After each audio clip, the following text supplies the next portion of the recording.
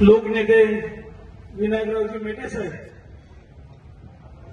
यांच्या चरणी नतमस्तक होऊन या ठिकाणी मी माझ्या भाषणाची सुरुवात करतो।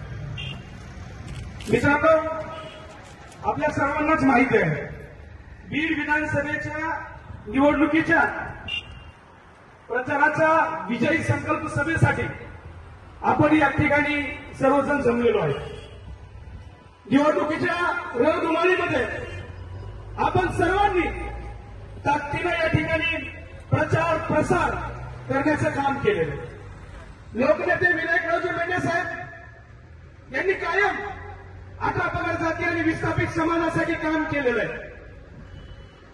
त्यांनी केलेल्या कामाच्या आशीर्वादावर, त्यांनी केलेल्या कामाच्या शिदोरीवर आपण या ठिकाणी बीड विधानसभेची निवडणूक लढवत आहोत।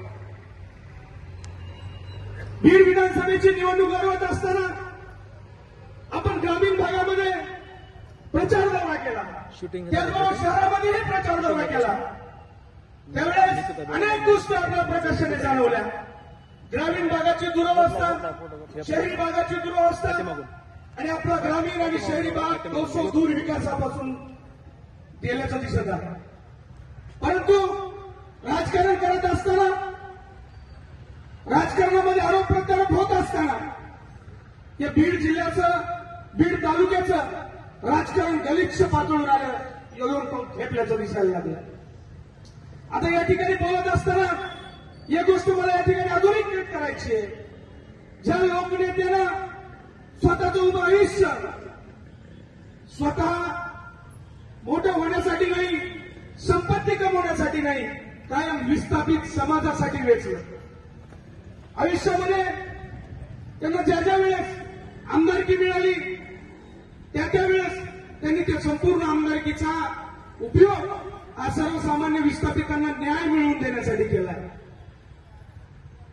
छत्रपती शिवाजी महाराजांचं आर्मी प्रबोधक स्मारक असेल, त्याची संकल्पना लोकनेते विनायकरावजी मेटे साहेबांनी मांडलेली आहे आणि त्याचं भूमिपूजन होणं किंवा या सगळ्या गोष्टीपर्यंत आज त्या नावारूपाला जरी आलं तरी त्याला विसरता येणार।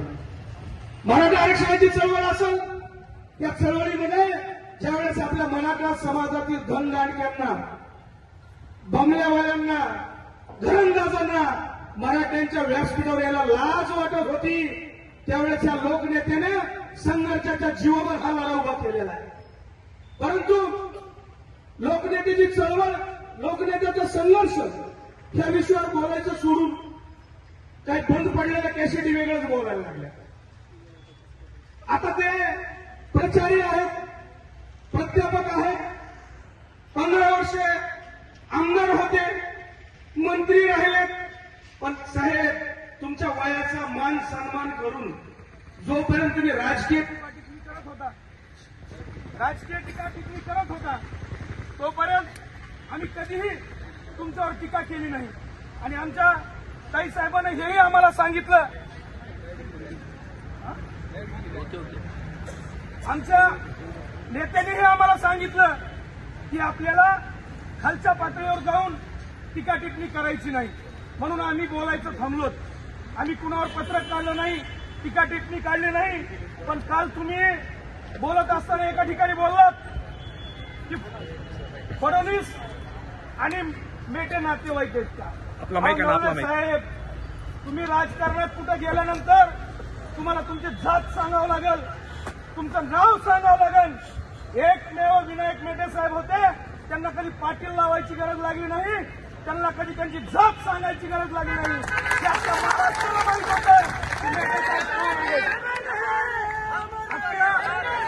महाराष्ट्राला माहित होतं की मेटे साहेब कोण आहेत, कुणासाठी कार्य करतात।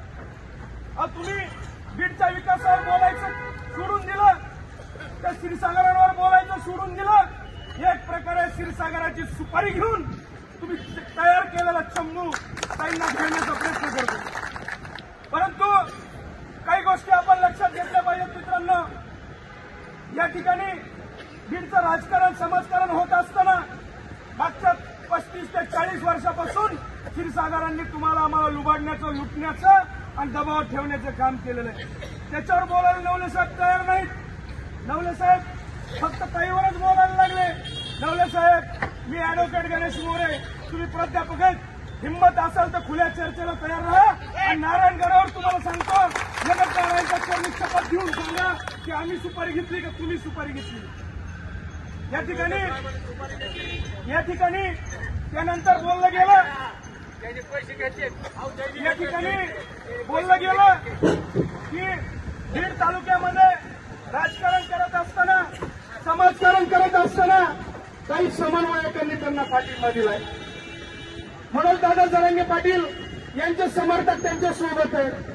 अहो मित्रांनो, बीड मराठा क्रांती मोर्चाची सुरुवात करणारे समन्वयक आम्ही, चळवळीत गुन्हे दाखल करून देणारे समन्वयक आम्ही, रस्त्यावर आंदोलन करणारे समन्वयक आम्ही.